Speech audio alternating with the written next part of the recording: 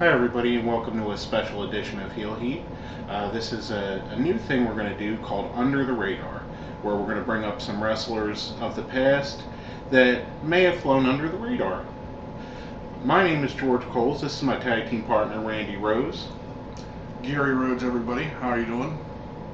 And the first person we're going to bring up is a guy we think you should all know about, Bobby Eaton, Beautiful Bobby. He's a wrestler mostly known for his runs in WCW and the NWA. He's somebody that started off at an early age. He started off at 17 in 1976 in NWA Mid America. And at that time, a year later, he ended up winning their tag team title with Lanny Poffo, the little brother of the Macho Man. Yeah, Lanny Poffo, better known as the Genius, Macho Man's younger brother. And this is something that would be going on Bobby Eaton's career, is he was more of a tag team specialist at a time where tag team wrestling was still valued as part of the show. Oh, yeah. You know, they had while he was there, they had some really good feuds. They feuded with Bam Bam Terry Gordy and Michael P.S. Hayes before they were even the Freebirds. He feuded with the Honky Tonk Man as Wayne Ferris, Buddy Roberts. Also feuded against Dennis Condrey, who we're going to mention a little bit later on this. And he actually went from there. He went to Memphis, and he tag teamed with Coco Beware, which was Sweet Daddy Sweet Walker Brown or something like that. You know, some gimmick. It was Coco Beware. Yeah, basically, and they had a pretty solid run there as well. And then he went from there to joining Mid-South, and that's where he picked up his real steam and the high point of his career. He joined the Midnight Express with Dennis Condrey, and he got the name Beautiful Bobby. That's where he got Beautiful Bobby, because it was Loverboy Dennis, and now Beautiful Bobby had to have a nickname to match him, and they paired him up with Cornette, who had already been managing the Midnight Express, which was Norvell Austin, Dennis Condrey, and Randy Rose. Randy Rose, you forgot my name already. And they pretty much ditched Condrey left, or I'm sorry, that's too far ahead. Rose and Norvell Austin left, and it became a tag team instead of a stable. And this is where one of the biggest feuds of the 80s and 90s started. The Midnight Express versus Rock and Roll Express. They'd go all over several different territories. Well, right now, you could probably still find an independent matchup between the two. Yeah, to this day, you'll find them wrestling on indie shows, mostly in the southeastern United States. That's where they usually base out of. They're all wrestling around the same area they were big in. And then after that, they went to work for Jim Crockett Promotions. Yeah, which was what eventually became WCW. Jim Crockett, they were still the Midnight Express, had a really good run there, feuded with guys like the Road Warriors. Then, they had of course, they feuded with the Rock and Roll Express there as well in some pretty good matches. The Road Warriors feud is where we had the first scaffold match. And they had Big Bubba Rogers, who would go on to be Big Boss Man. Ray Traylor, real name, And that's the one where at the end of the match, Cornette blew both his kneecaps out because the Boss Man didn't catch him as he was falling off of the scaffold. That was a hard spot. They shouldn't have done that back then. No, and they should have maybe reinforced the ring or extra pad something. The thing is, too, with that, which we won't get into it too much, but you had a guy like Cornette was afraid of heights. You're up there, you're afraid your body's going to tense up, and you're not going to fall right. Yeah. And he's not a worker either. No. Jim Cornette had some good spots where he sold well and he took some good bumps, but he's not a worker. He's not a Bobby Heenan. No. Well, sometimes after that, Condrey left, and then we end up getting Sweet Stan Lane. And continuing the Midnight Express is Beautiful Bobby and Sweet Stan. I will say my favorite favorite pairing was those two. Yeah, of the Midnight Expresses, I think that was the best of the groups.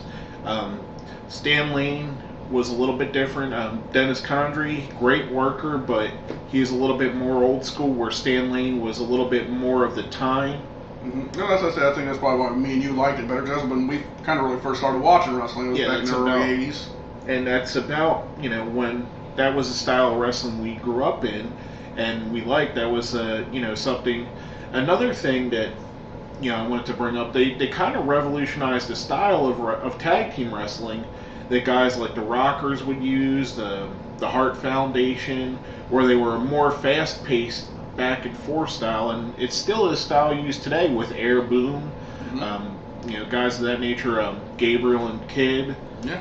And it all started from the Rock and Roll Express and the Midnight Express, and their feud is what gave way to this faster-paced wrestling style. The Hardy Boys used it.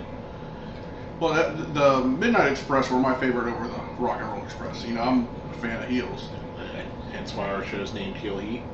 Exactly. And you're wearing an Ohio State shirt. Natural heel. But anyways, they were a great tag team. Now when you get into their feuds they've had, one of their greatest feuds, one of your favorites you were telling me, was with what?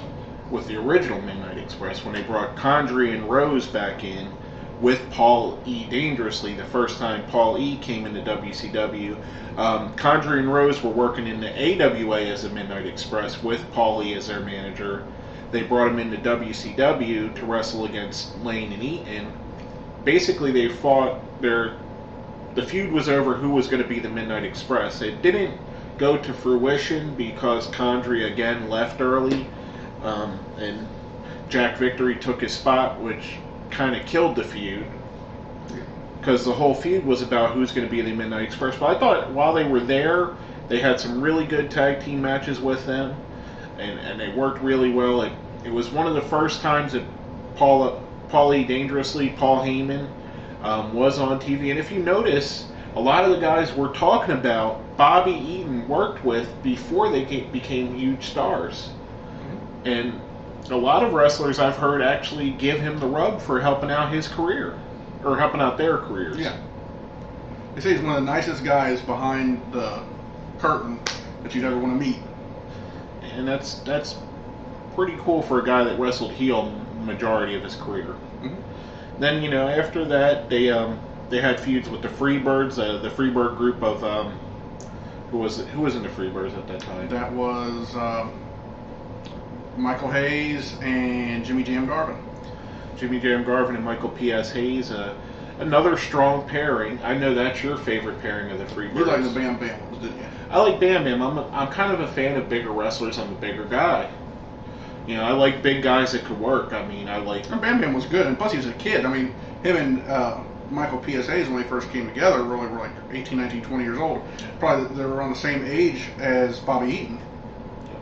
And, they were Bobby Eaton and the Midnights, they fought against the Freebirds. And also another really good feud was the Dynamic Dudes. Believe it or not. With Johnny H., John Laurinaitis, and Shane Douglas. Again, two more guys that worked with Bobby Eaton and eventually went on to greatness. Mm-hmm. Laurinaitis behind the scenes, but Shane became much bigger in ECW. Which, when they were going into, before they had their feud, they were both heels, and they were both managed by... No, they were both faces. I'm sorry. Managed by Cornette. Both faces managed by Cornette, and Cornette was in the neutral corner watching this match, and then the heel turn switches. He turned on the dudes, and the Midnight Express went back to their being the heels again. Which was a bigger rub for the dudes at that point. Yeah. When they were young kids. Yeah, and they were a solid tag team. Johnny Ace, for as bad as WWE plays him in this last couple years, he was a decent worker. He wasn't no Malenko or Benoit or Guerrero. Or no Douglas. No. But he was solid. He wasn't a Sheamus by any means. No. Or a Sin Cara. Oof. And throw Sin Cara in there, didn't we? That's your favorite. With no Pat O'Connor this week. But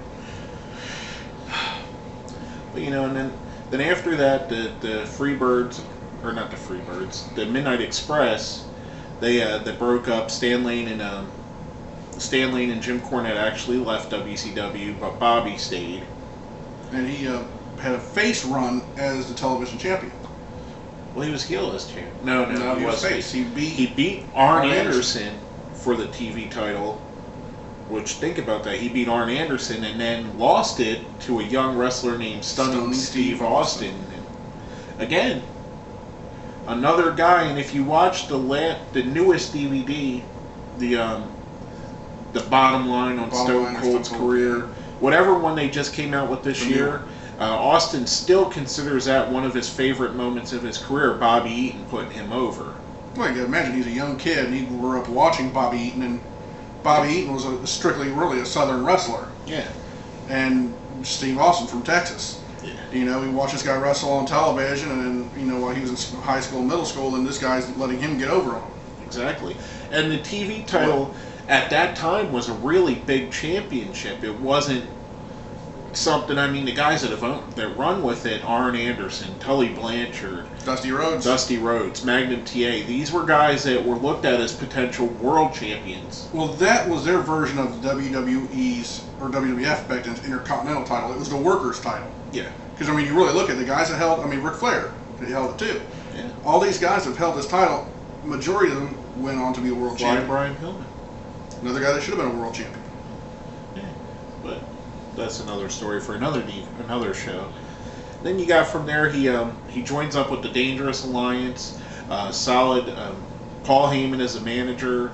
You have, the group was Bobby Eaton, Larry Zbyszko, Rick Rude, Stone Cold Steve Austin. And who was the fifth guy? There was a fifth. That's the living legend, Lawrence Zbyszko. I already said that. No, you didn't. Yeah, I did. But anyway, it's neither here nor there. It was such a hot run that at one point they had every title in WCW except the world title as a faction, and that's a faction that gets no respect. They get no respect. I mean, you think about the Four Horsemen, D-Generation X, the NWO. The Dangerous Alliance was the main heels in WCW for a good solid run, and they, like I said, they had every title. And they put quality matches on it, like Zbyszko or not. He was a good worker with the right partner or the right opponent. As the Enforcers with Arn Anderson. Great tag team. And they had the tag titles. And they lost it. Rude had the the U.S. title. Yeah. Well, then they lost the tag titles after a little bit, but then it was Bobby Eaton and Arn Anderson. Their first going as a tag team, and they walk out really tag team champions. Another really solid tag team with two guys that are known as tag team specialists, which I don't think is such a bad thing to be known as. Right. I'm a huge fan of tag team wrestling. I really like it. I think it's something that's missing nowadays. Well, if you look at it this way, if nowadays you had two of the top tag team wrestlers as a tag team together, that'd be a dream team. And I think that Eaton and Anderson were a dream team. Exactly. Then after that, you know, the Dangerous Alliance. Before we get off of the Dangerous Alliance, they did have one of the best matches, I think, of Bobby Eaton's career, and one of the best War Games in my opinion. And Dave Meltzer even gave it a 5-star rating at Wrestle War 92. Was the Dangerous Alliance versus Sting, Ricky Steamboat, Goldust, Barry Windham, and Nikita Koloff. It was a tremendous match. It ended up with Barry Windham basically getting kicked out of the Dangerous Alliance. Not Barry Windham. Larry Zbyszko getting kicked out of the Dangerous Alliance for costing them the match. Tremendous match. Very highly recommended. It's probably going to be, that's one of the matches we're going to put down, because we're going to put some links to Bobby Eaton matches that you guys should watch if you don't know who he is. For those of you, I know some of our friends like Paul at the Deadly Sins and the Masked Tweeter, they know all about Bobby Eaton. But this is more for the guys, and you guys too. This is to talk about a guy that's kind of been forgotten by history. But we're going to put some links down in their matches. You guys can watch them again, you know, because there are tremendous matches. But we're going to put probably 2 or 3 links to some really good Bobby Eaton matches that he was involved in. Check them out. You'll see exactly what we're talking about. The guy was a tremendous in-ring worker.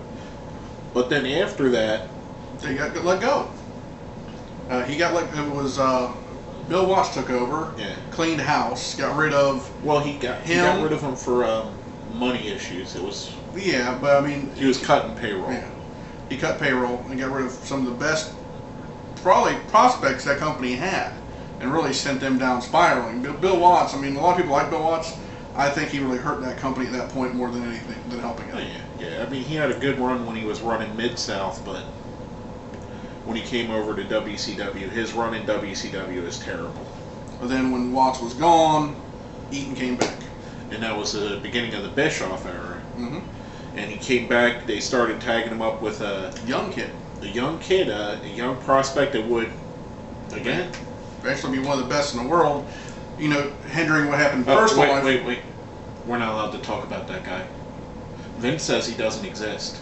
The dude exists. I mean, whatever he did personally, it was a sad story, but you can't deny the fact that a man existed. Chris Benoit. I said it. If you want to shut it off or whatever like that, turn to black. So you said the magic words that can't be said on WWE TV. Exactly. Anyway, he teamed with a young Chris Benoit, fresh off of being the Pegasus Kid in Japan. He still wore the Pegasus tights. Yeah. But didn't wear the mask. Didn't wear the mask there. Right after Benoit left ECW and came there. And then also... Well, he went right back to Japan after this. This was before the ECW. Then after that, he teamed with another tag team specialist, Steve Kern. A lot of you fans will remember him as one of the fabulous ones. Also as Skinner.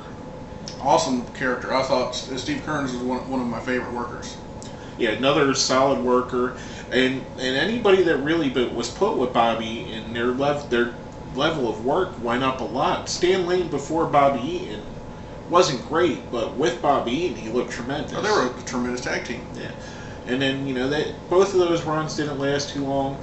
Then he got put, and I thought this was another great thing. I love the vignettes they did with Regal trying to teach. Oh yeah, the vignettes were awesome. The classic. The Bobby Eaton how to become Earl Robert Eaton. Earl Robert Eaton, and they made the Blue Bloods before Dave Taylor came in as well, and it became 3 of them. Well, a lot of people don't know it was before the Blue Bloods idea was set for Regal and Paul Levesque, which is Triple H. But Levesque went to leave for WWF, and Sherry Martel was supposed to be their manager, but she was already going with the Harlem Heat. Yeah. So then they brought in Dave Taylor. No, not Dave Taylor, the little guy. And that was Bill Dundee. Bill Dundee. I always forget his name. Crocodile Bill Dundee. I forget what they called him on this show. He was something else too. It was a butler name. I can't remember what it was. Yeah, Squire Bill or something. Yeah, something like that. But the Blue Bloods, a tremendous tag team. That they had feuds with Harlem Heat. They had feuds with the Nasty Boys at the time. Mm-hmm. They never really got the tag team championship, but they were really, really solid. I mean, William Regal, Steven Regal, as he was known at the time, and Beautiful Bobby. Well, around at times when Nitro was on, or starting out, but they ended up really running on the Saturday Night Show, which was the best show. Until Nitro got popular, but back in the day, that was the best show. That was their flagship. 6:05 Saturday night. Everybody still remembers the time on TBS. It was a great show, and there was a good run that didn't really get to go too far. And then after that, he kind of faded away and became a trainer down at the power plant and helped book in WCW till pretty much the end of WCW's run. He still does indie bookings here and there. Mostly in the southeast United States. If you live down here in Georgia, Alabama, Tennessee, you can maybe check him out sometime. He's probably still tremendous. I haven't seen him in a number of years. He's held over 40 titles. I mean, really, what can you say? And he's a guy, Beautiful Bobby Eaton. He helped put over and build a bunch of careers in the business. He's someone we believe has really flown under the radar, doesn't get the respect he deserves. Some true wrestling fans know him, know of his work. Some people, a lot of you guys have just heard his name, but you don't know who he is, and some of you might not have ever heard of him before. Well, when we were coming up for the idea of this show, we didn't think of a specific guy, then we're going over, and the first guy we both popped out and said was Bobby Eaton. And he's a guy that should be in the WWE Hall of Fame. It's a shame he's already not. The Midnight Express as a whole should be in there. The only thing holding them back is probably the issue that Vince and Jim Cornette have. But it's a shame that they're not. I hope that gets rectified soon. I do too, because I'd like to see them, get their ring. They deserve it. Yeah, and they're both all 3 of them. Well, actually, all 4 of them were tremendous workers, and it's a shame. But the first guy we really want to talk about. Beautiful Bobby Eaton, a tag team specialist, a guy that helped put a bunch of careers over, helped get a lot of guys to the promised land, basically. and worked with a ton of future world champions in the business. If it wasn't for him, you wouldn't have had some of the greatest guys you've had. You might not have had a Stone Cold Steve Austin. No, he helped mentor these guys, Steve Austin, Chris Benoit, all these guys. But, that's basically, make sure you check out the links. We're not going to do the normal thing and put our links in there. We're going to put links to Bobby Eaton matches in the comments. Go down and watch them. Watch some of these matches. It's tremendous stuff. We're going to put probably 2 or 3 of his best matches we could find, and we'll put them on there for you guys to check out. But this has been Under the Radar. This is Heel Heat Presents Under the Radar. My name is George Coles. I'm Gary Rhodes. And we'll see you on the next show.